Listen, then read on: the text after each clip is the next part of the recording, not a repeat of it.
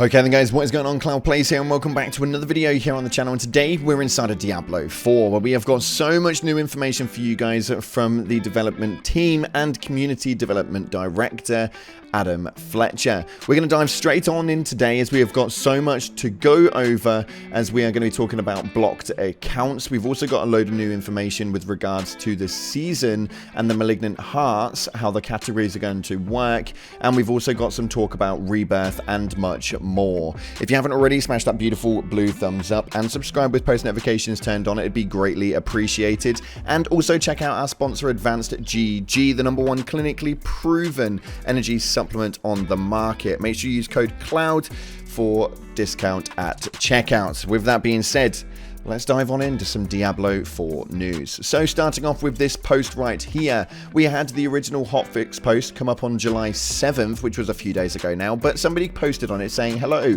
I'm tagging along on this thread for a question. I blocked an account in-game, yet I'm still able to see the person's chat on the clan chat. Any plans on addressing the issue where blocked accounts can still be interacted with?" And Adam Fletcher said, "We'll check on this," which seems really not so confident at all, but there does seem to be a bug at the moment where you can still interact with blocked accounts, which doesn't feel too blocked at all, if you ask me. But if you're having this problem though, let me know in the comment section. I'm quite intrigued to know whether this is just a clan bug, where if they're in the clan then they can still contact you, or if this is an overall bug, because this could cause a few issues. On top of that, we have another comment right here stating, "Did they say there's 31 new legendary affixes coming or something like that?" Now, Adam Fletcher actually does put into play exactly what is coming, which is a decent amount, although I kind of expected a little more, I won't lie to you, but we have season will have 32 Malignant Hearts across 4 categories. That is seasonal, only starting 7th of the 20th. That's the 20th of this month, in 10 days time from recording. And we also have 6 new unique items and 7 new legendary aspects. Will be for everyone along balance, updates and changes, which is starting on the 18th of the 7th with an update. So we've only got about a week or so to actually wait for that one. So I'm quite interested to see exactly what that means and how this is going to play out. For me personally, I'm on the rampant movement right now for the loot crawl, and I really want as much as I can get my hands on before this new season starts. But I'm interested to see where this one goes. What are you guys looking forward to the most in the new season? For me, it has to be the loot. I won't lie to you. I really want to make my character look cool. It seems to be a little bit lackluster in this first pre-season aspect. Next up though, we have got this right here from Distora saying, "Pez Radar, I doubt you'll see this, but wanted to ask you anyway. Will Season 1 have the Rebirth feature that Diablo 3 had? Also, why is there no way to tell a character's played or just a general how much time you've played? Looking forward to Season 1. Now he actually goes on to state that Rebirth isn't a feature in D4 yet, but we've heard this a bunch, so the team are aware. This is something that people were really looking at, and they really wanted the Rebirth feature, as it worked really well in Diablo 3. Although he does solidly avoid the basis of how long you've played each character for. I don't really know why that was completely ignored, but for me that would be quite well known. I think that that's something that would be cool to know, how much time I've put into a character, and therefore knowing exactly where my preference is in which class it is that I'm using, but that's just me, neither here nor there. On top of that though, there is obviously some more issues that are going on inside of the community, and Angry Beard states right here, "Any plans to fix your memory leak? The game shouldn't be using 9Gs. It's not a NASA science project." Very well put. And Adam Fletcher actually puts, "It's been a tough to track issue, but I think we may have a potential fix on the 18th of the 7th. So that is quite nice to know actually, that the memory leak hopefully should now be fixed by the 18th, although it does state potential fix, so we know how these game systems work. It could potentially make it 10 times worse, but neither here nor there. We'll have to wait to find out. On top of that though, we have got some stuff from Joseph Piapora, and I can never count his bloody name, I can never pronounce it properly, so I'm really sorry Joseph, but somebody said, "Joseph, it was never brought up, but monster density is being increased, is that correct?" And Joseph's reply is, "It's something the team is actively looking into, but I don't have a timeline on it just yet." Monster density is something that we kind of want a bit of an increase on.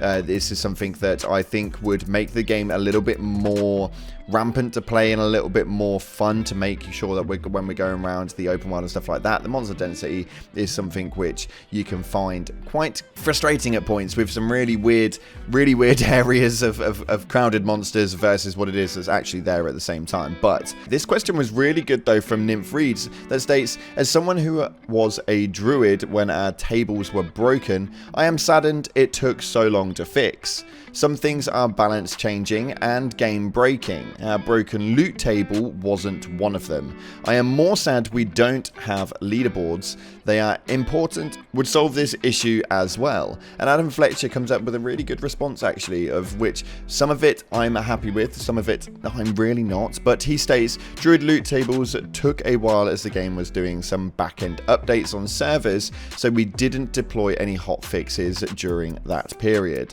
Leaderboards we have mentioned would be in later season, maybe by season 3. Team wants to get them right and put more time on them. Now I can understand and I really appreciate the fact that they want to take the time with this and make sure they do it right, which is a huge factor in a lot of games that don't do this right now. So it's nice to see that Diablo 4 really are wanting to put their time into certain areas and make sure that they do extract it properly.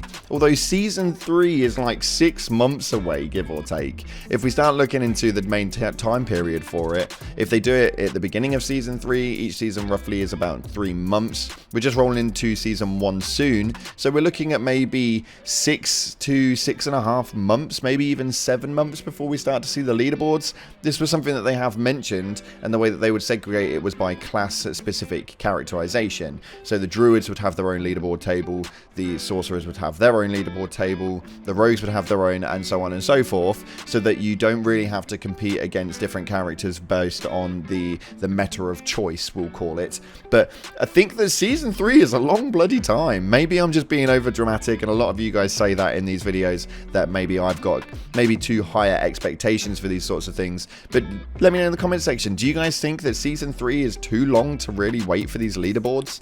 It seems like a long ass time just for an average game. The next 6 months for a leaderboard, that's 3 seasons in. That's mental. That's just my personal opinion. But this right here is something that we want to talk about, because this is huge. This means that the game is going to be expanding quite a lot, and we've got quite a lot of stuff coming to the game. So Rod Ferguson states, lots of great stuff going on with Diablo 4, why don't you join us? Here's some open roles, which means that they are really recruiting in to try and push this game as much as they can. But you can see right here, production and business ops has got a load of roles in there, including senior game producer for release management. They've also got another post right here, which is the engineering in the game, lead software engineer, senior gameplay engineer, senior software development engineer.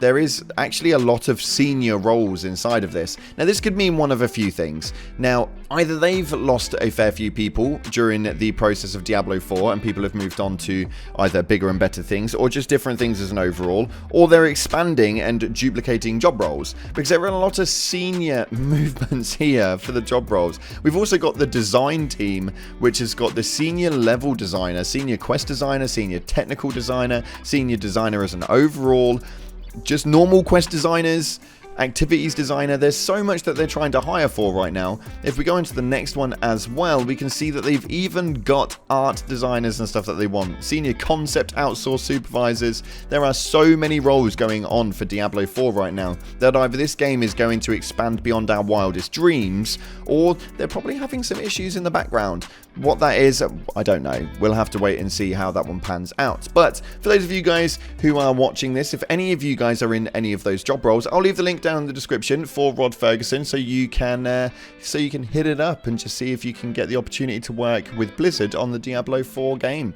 That would be absolutely awesome. If you do manage to get the job, please return to the video and let me know in the comments section. I'd love to know that we've made an input. Anywho, that's all we've got time for today. If you haven't already, smash that beautiful blue thumbs up, and thank you so much again for all the support on the Diablo videos. It's going incredibly swimmingly right now, and I'm so chuffed with it. Thanks again for watching. Appreciate you all. Like, subscribe, and I'll see you in the clouds.